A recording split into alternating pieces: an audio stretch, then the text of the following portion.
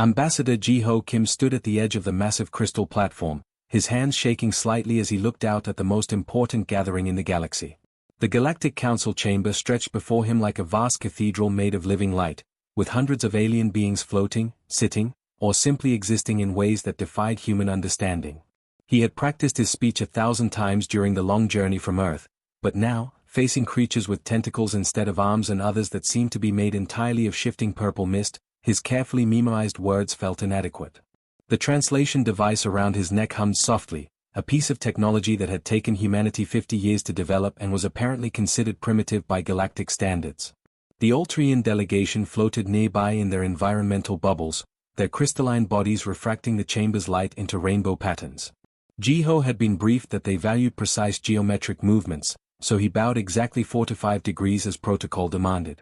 Unfortunately, he bowed toward their feet instead of their upper crystalline formations, which was roughly equivalent to saluting someone's shoes. A sound like wind chimes giggling filled the air from their direction.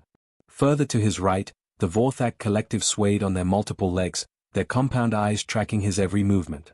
Ji-ho had memorized their greeting ritual perfectly, except he performed it with his left hand when their culture considered the left hand profoundly insulting. The Vorthak representatives' antennae drooped in what his briefing materials had failed to mention was their expression of deep disappointment. Trade Minister Zolkar of the Dominion watched these cultural fumbles with barely concealed amusement. His species had been members of the Council for over 3,000 years, long enough to see dozens of primitive races stumble through their first diplomatic encounters.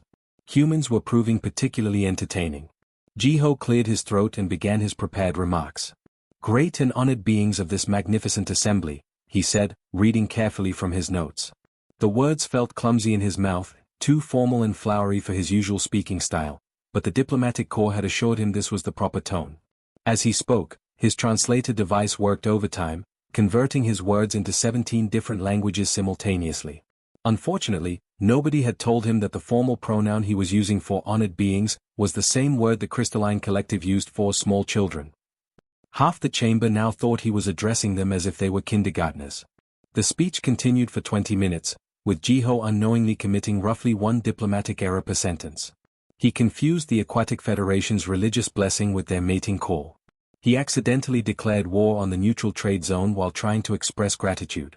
When he attempted to quote an old Earth proverb about friendship, the translation came out as a detailed recipe for cooking the Herbivorous Alliance's sacred food source. Through it all, the council members listened with the patience of beings who had seen this exact performance hundreds of times before. Every species went through this phase, the awkward fumbling, the cultural misunderstandings, the desperate attempt to seem sophisticated while clearly having no idea how anything actually worked. Councillor Vexthari leaned over to whisper to his aide, "Remember when the Zephyrians first arrived?" Their ambassador tried to mate with the ceremonial greeting sculpture. The aide clicked his mandibles in quiet laughter. "At least these humans are wearing clothes." When Ji-ho finally finished his speech, he attempted what he believed was a respectful bow to the entire assembly.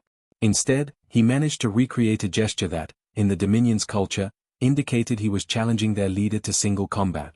Fortunately, Councillor Vexthari was old enough to find the mistake amusing rather than insulting. The vote to accept humanity into the Council was unanimous, but not for the reasons Ji-ho hoped.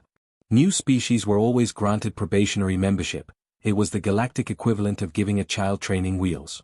They would be assigned some small, unimportant task to keep them busy while the real powers continued managing galactic affairs. "The mining rights to the Kepler 442 system are hereby granted to the human delegation," announced the chief arbitrator.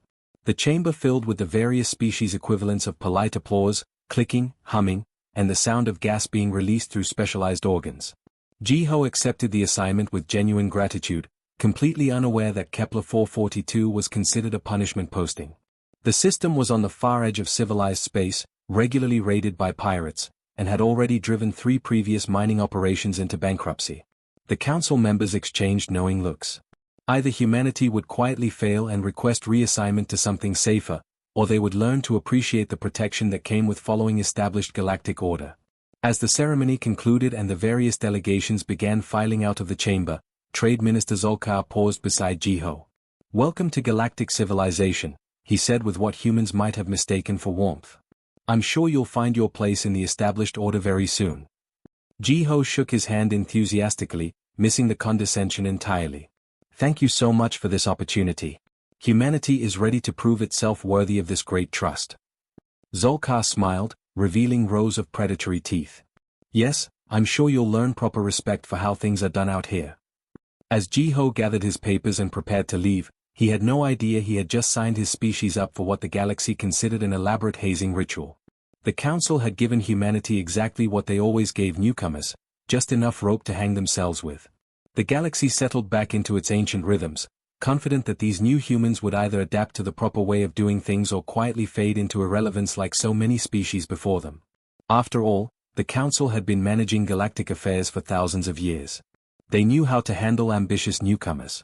They just had no idea what they were actually dealing with. Captain Minute Park stared at the empty supply depot with growing frustration. 3 months had passed since humanity had established new Sol Station in the Kepler 442 system, and nothing was going according to plan. The mining operation that should have been producing valuable minerals for trade was instead struggling to keep basic life support systems running. "Sir, the medical supplies we ordered 6 weeks ago still haven't arrived," reported Lieutenant So-Young Lee as she checked her datapad. "The shipping company says they're experiencing routine administrative delays." Minute-Ho rubbed his temples. Back on Earth, ordering medical supplies meant having them delivered within days. Here in galactic civilization, everything seemed to move at the speed of frozen honey. What's their excuse this time? Something about needing approval from the Interstellar Health Safety Board to transport human-compatible medicines. Apparently our biology is still being evaluated for compatibility standards. The captain looked out through the observation window at the mining platforms struggling to operate with outdated equipment. The plasma cutters humanity had been using for decades were apparently considered non-standard by galactic regulations. Every piece of human technology needed to be reviewed, tested, and approved by committees that seemed to meet once per solar cycle. Meanwhile, on Nexus Prime, diplomat Sung-Minute Choi sat in yet another committee meeting.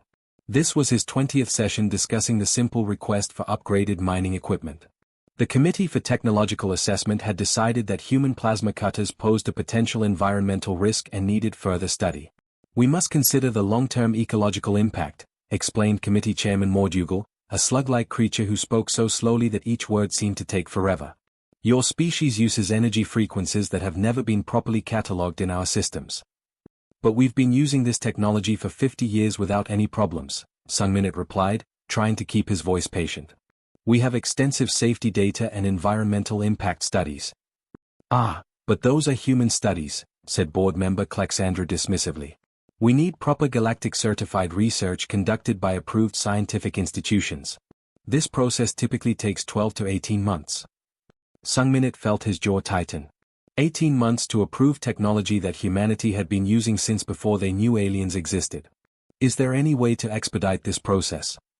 The committee members exchanged glances that somehow managed to convey amusement despite their completely alien features. Young species always want to rush things, Mordugal said with what sounded like pity. Patience is the foundation of civilized society.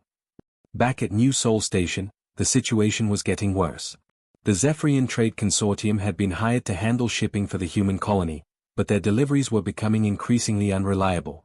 Food shipments arrived weeks late and spoiled. Essential replacement parts were mysteriously rerouted to other systems.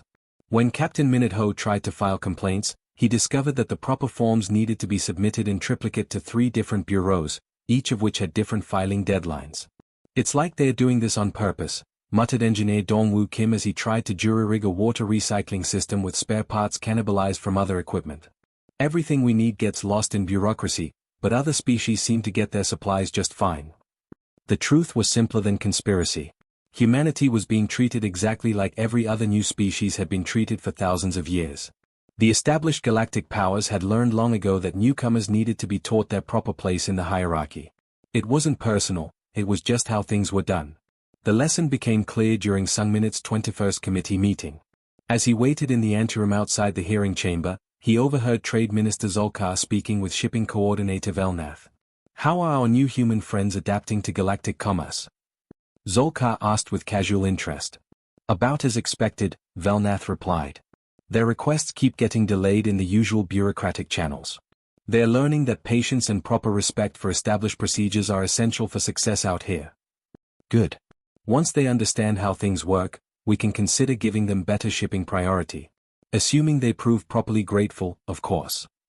Sung Minute sat perfectly still, finally understanding what was happening. This wasn't incompetence or accident. It was training.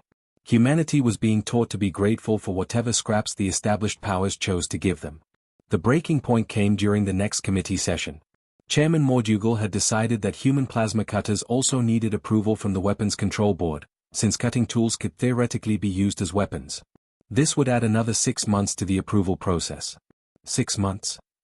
Sung Minute asked, his voice rising slightly. My people are trying to meet mining quotas with equipment that's breaking down daily, and you want to add another 6 months? Proper procedures must be followed, Mordugal said serenely. Perhaps your species should have considered these requirements before establishing a mining operation. That was when Sung Minute's diplomatic training finally failed him. This is insane, he shouted, jumping to his feet. We're asking to use our own technology to do work that benefits everyone, and you're treating us like children who can't be trusted with scissors. The committee room fell completely silent.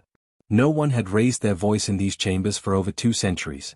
The other committee members stared at him with expressions ranging from shock to disgust.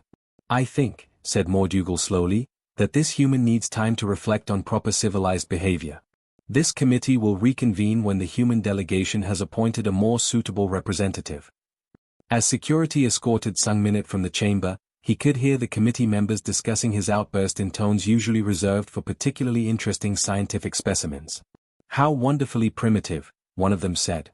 They still think shouting will solve their problems. Don't worry, replied another. They all learn eventually. The galaxy has a way of teaching patience to ambitious young species. But as the chamber doors closed behind him, none of them noticed the look in Sung Minute's eyes. It wasn't shame or embarrassment. It was the cold calculation of someone who had just learned the rules of a game he hadn't known he was playing. The attack came without warning at dawn, just as the first shift of miners was heading to work. Captain Haijin Nam was drinking her morning coffee in the command center when the alarm started screaming.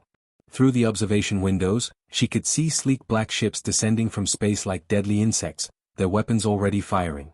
All personnel to emergency shelters, she ordered into the communication system, but she knew it was too late. The pirates had done this before. They knew exactly when the colony was most vulnerable. The residential sector took the worst of it. The pirates weren't interested in the mining equipment or the processed minerals. They wanted supplies, medicine, and anything else they could sell on the black market. But first, they wanted to make sure no one would fight back. When the shooting stopped an hour later, 23 colonists were dead. Among them were 3 children who had been playing in the colony's small park when the attack began. Their teacher, Ms. Jung-ae Park, had died trying to shield them with her own body. Haijin walked through the wreckage with a growing sense of cold fury. This was the 5th attack in 8 months. The pirates from the Void Reaches had been hitting human settlements with increasing boldness, and each time they grew more violent. The colony's defensive systems were barely functional, their weapons outdated, and their requests for military protection had vanished into the galactic bureaucracy. 2 days later, she stood before the full Galactic Council assembly. Her uniform still bore scorch marks from the battle, and she made no effort to hide them. The various alien delegates studied her with the detached interest of scientists observing an interesting specimen. Honored members of the council, she began, her voice carefully controlled despite the rage burning inside her chest. I come before you requesting immediate military protection for our civilian population. Security Chief Kolvashar of the Hegemony leaned forward on his floating throne, his tentacles writhing with what might have been amusement. Military intervention is a serious matter, Captain. Such requests must follow proper protocols. What protocols? Haijin asked. The request must first be filed with the Security Assessment Committee, Kolvashar explained with the patience of someone who had given this speech many times before. They will evaluate the threat level and determine if military action is warranted. If approved, the request goes to the Military Action Board for tactical review. How long does this take? The Security Assessment Committee meets once per quarter. The Military Action Board convenes twice per year. Then the recommendation must be ratified by the regional governors of all affected sectors. Haijin felt something cold settle in her stomach. All affected sectors? How many is that? 17 different regional authorities must vote on any military action that crosses sector boundaries, Kolvashar said proudly. This ensures that all interested parties have input into decisions that might affect them. And how long does that take? Typically 18 to 24 months, depending on the complexity of the situation and the schedules of the various governors. The chamber was completely quiet as the human captain processed this information. 2 years. They wanted her to wait 2 years for protection while pirates murdered her people every few months. Several council members watched her reaction with interest. This was always the moment when new species learned the reality of galactic civilization. You could have protection, but only if you followed the proper procedures and showed appropriate respect for the system. I see, Hyjin said finally. Her voice was perfectly calm. And in the meantime? In the meantime, your colony should consider relocating to a more secure system, suggested Trade Councillor Morvex. There are several available territories in the inner systems where piracy is less common. You want us to abandon our mining operation and move to a different planet. It's the sensible solution. Many species have found that cooperation with established authorities provides better security than attempting to defend isolated outposts.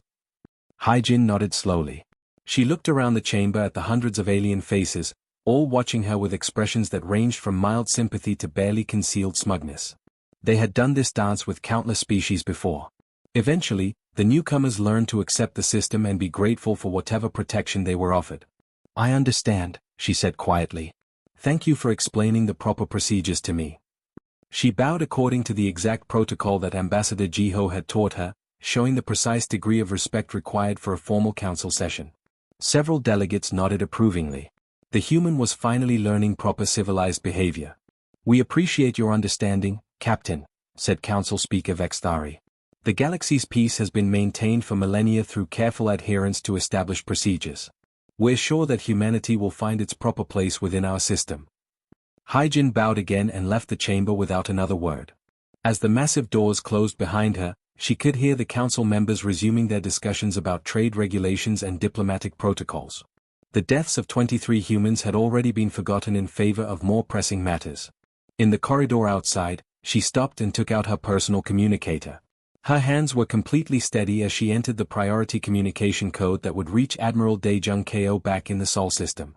Admiral, this is Captain Nam, she said when the connection opened. I need to make an emergency report on the security situation in Kepler 442. Go ahead, Captain. Sir, I formally requested military protection from the Galactic Council. They informed me that proper approval will take 18 to 24 months. There was a long pause on the other end of the communication. 18 months? Yes, sir. They suggested we relocate to a safer system instead. Another pause, longer this time. When Admiral Ko spoke again, his voice carried a tone that Hyjin had never heard before. Captain, how long until the next probable attack? Based on their pattern, sir, probably 6 to 8 weeks. Understood. Maintain your position and continue normal operations. Do not take any aggressive action against the pirates. Sir. Captain, you just gave me a very important piece of information. The galaxy apparently believes that proper procedure is more important than human lives. The connection ended, leaving Hyjin standing alone in the corridor. Behind the council chamber doors, she could hear the continued murmur of civilized discussion about proper forms and appropriate protocols. They had no idea what was coming. The pirates came out of hyperspace expecting an easy target. Captain Skalthex had raided the human mining colony 4 times before, and each attack had been simpler than the last. The humans had weak defenses, outdated weapons, and apparently no stomach for real fighting. This time, he planned to take their entire stockpile of processed minerals and maybe grab a few colonists to sell as slaves. His fleet of 12 raider ships dropped into normal space near New Sol Station, weapons already charging for the attack. Skalthex was reviewing the battle plan when his sensor operator made a confused sound. Captain, I'm detecting an unknown ship in orbit around the mining station. Skalthex looked at his tactical display. Where there had been empty space during their last raid, now sat a massive warship that somehow hadn't appeared on any of their long-range scans. The ship was sleek and angular, painted in colors that seemed to absorb light rather than reflect it. What class of vessel is that? He demanded. His sensor operator worked frantically at his controls. I don't recognize the design, sir. It's not in any of our databases. Energy readings are unusual. On the bridge of the Earth defense ship Incheon, Captain Minitsuk Jang watched the pirate fleet arrange itself into attack formation. He had been waiting here for 3 weeks, his ship powered down and hidden in the shadow of a dead asteroid. The pirates had followed their usual pattern exactly. All stations report ready, announced his tactical officer, Lieutenant Eun Ji-yoon. Weapons systems online, shields at maximum power. Open a channel to the lead pirate vessel, Minute-suk ordered. The communication array activated, and his voice broadcast across the system in clear galactic standard. Unknown vessels, you are ordered to withdraw immediately from this system. This is your only warning.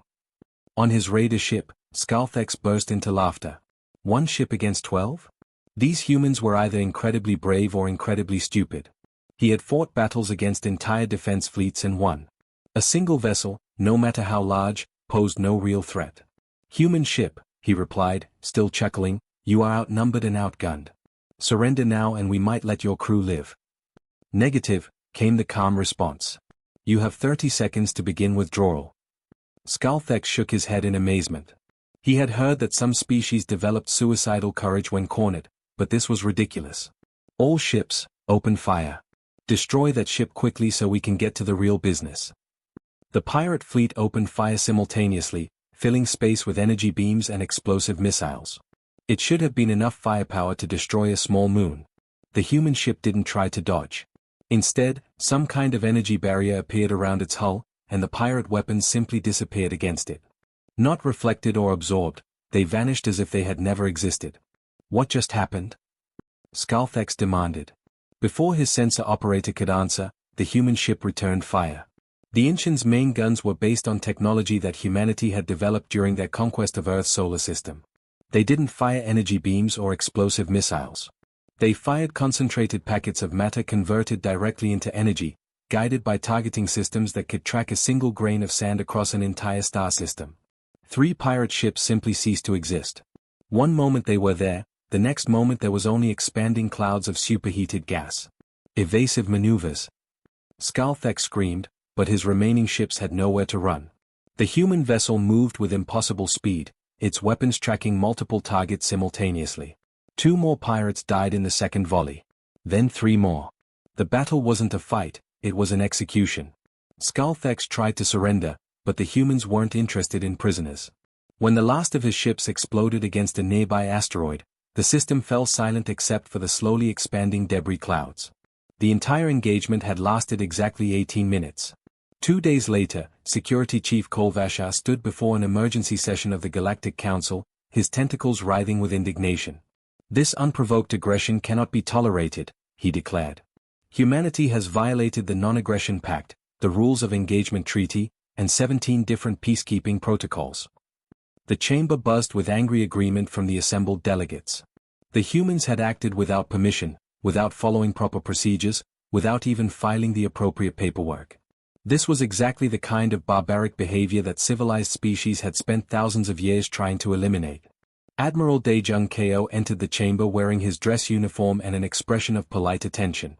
He had arrived on Nexus Prime just hours after the battle, apparently anticipating this exact meeting. Admiral, Kolvashar continued, your species has committed an act of unprovoked warfare against vessels in neutral space. This demands an immediate explanation. Admiral Ko activated a holographic display in the center of the chamber. Certainly, Security Chief. Allow me to provide complete documentation of our actions. The display showed a timeline stretching back 8 months. Each entry was marked with official council timestamps and reference numbers. Request for military protection, filed stardate 4 July 2387, Admiral Ko began calmly. Status, referred to Security Assessment Committee. Request for emergency defensive measures, filed stardate 5 February 2387. Status, pending review by Military Action Board. Request for immediate intervention following civilian casualties, filed stardate 6 January 2387. Status, scheduled for discussion at next quarterly meeting. The list continued. 17 separate requests for protection, filed through proper channels, following correct procedures. All of them ignored, delayed, or buried in bureaucratic committees. The total response time to our requests was 0 days, 0 hours, 0 minutes, Admiral Ko concluded. When the established system failed to protect our civilians, we protected them ourselves. The chamber fell silent as the implications sank in.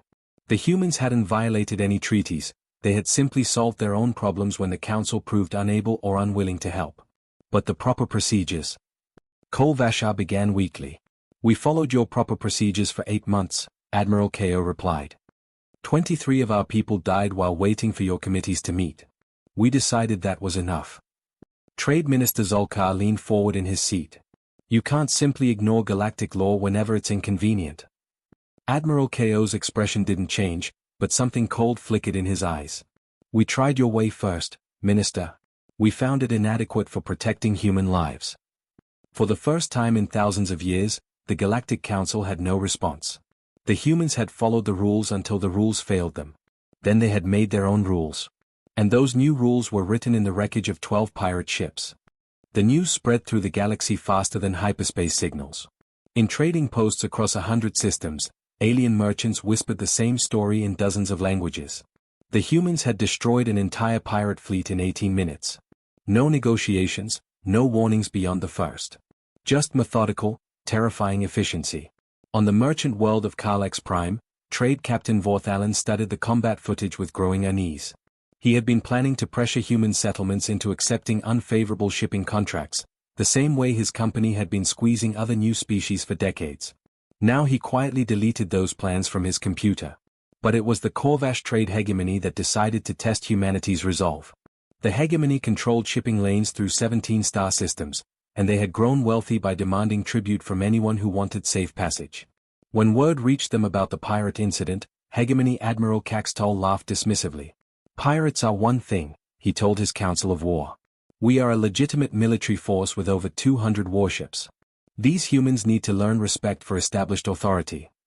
The blockade began on a Tuesday. Hegemony ships positioned themselves at every jump point leading to human space, demanding that all vessels submit to enhanced security screening, that somehow always resulted in confiscated cargo and hefty fines. The first human merchant ship to encounter the blockade was the cargo vessel Busan, captained by Jung-Ho Lee. When Hegemony patrol boats ordered him to heave to for inspection, he complied politely, allowing armed aliens to board his ship and examine his cargo of medical supplies bound for the outer colonies. These medicines require special transit permits, declared boarding officer Klexmorth, waving a data pad filled with incomprehensible regulations. The fine for improper documentation is 50,000 credits, plus confiscation of the illegal cargo. Captain Lee paid the fine without protest and watched helplessly as the Hegemony troops loaded his medical supplies onto their own ships. The colonists who needed those medicines would have to wait for the next shipment. The same scene played out across human space for 2 weeks. Every human ship was stopped, searched, fined, and robbed. The Hegemony called it enhanced security measures. Everyone else recognized it as organized piracy with official paperwork. Admiral Caxtol was celebrating his success when his sensors detected the human response. The Earth Defense Fleet emerged from hyperspace in perfect formation, 6 to 7 warships arranged in a sphere around the primary Hegemony position. They hadn't announced their arrival or filed flight plans. They simply appeared, like death materializing from the void. Fleet Admiral Won-Ho Shin opened communications from the flagship Seoul. His message was broadcast on all frequencies, ensuring that every ship in the system would hear it. Corvash vessels, you have 10 minutes to withdraw your forces from human space and restore all confiscated cargo. This is not a negotiation. Admiral Caxtol stared at the tactical display showing the human fleet. 6 to 7 ships against his force of 43. The odds were not impossible, and his vessels were larger and supposedly more powerful. Human Admiral, he replied with studied arrogance, you are in violation of the Commercial Navigation Treaty. These are legitimate trade inspections authorized by the Hegemony Council. 9 minutes, 30 seconds, came the reply. Caxtol felt his confidence waver slightly. The human's voice carried no emotion whatsoever, as if he were reading a shopping list rather than delivering an ultimatum that could start a war. You cannot simply attack a legitimate military force. Caxtol protested. The Galactic Council will never stand for such aggression. 8 minutes, 15 seconds. The countdown continued with mechanical precision. No threats, no posturing, no attempt at negotiation. Just the steady erosion of time until some unnamed consequence would arrive. As the final minute ticked away, Caxtol made his decision. He was a veteran of dozens of battles, and he would not be intimidated by primitives who had barely learned to travel between stars. All ships, attack formation. Show these humans what real military power looks like. The Hegemony fleet opened fire with everything they had. Energy cannons, plasma torpedoes, gravity bombs, enough destructive force to level a small moon. The weapons struck the human ships and simply vanished, absorbed by defensive systems that made the attacks look like thrown pebbles. Then the humans returned fire. The battle lasted 4 to 7 minutes, but only because it took that long for the human ships to systematically destroy every hegemony vessel. There was no dramatic ship-to-ship combat, no heroic last stands. The humans simply eliminated each target with the same methodical efficiency they might use to clear rocks from a mining site. When the shooting stopped, 6 to 7 human ships floated undamaged among the wreckage of the entire hegemony blockade fleet. No prisoners had been taken. No surrender had been accepted. The aftermath sent shockwaves through galactic civilization. Emergency sessions convened on every major world. Trade routes were hastily reorganized. Military commanders across the galaxy suddenly discovered urgent reasons to avoid human space entirely. In the Galactic Council chambers, Chief Diplomat Unji Park sat calmly while alien representatives shouted accusations and demands around her. She waited until the noise died down before speaking. "The blockade has been removed," she said simply. "Human shipping lanes are now secure.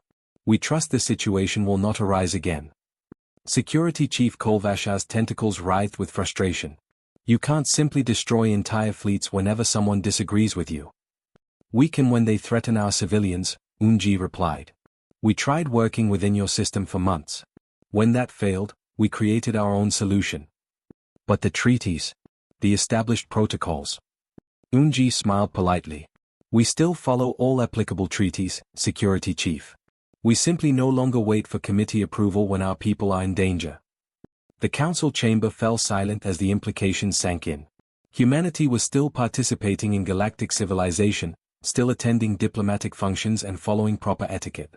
They just weren't asking permission anymore. Trade Minister Zolkar leaned forward nervously. "And if other species object to your direct approach?" The human diplomat's smile never wavered, but something cold flickered in her eyes.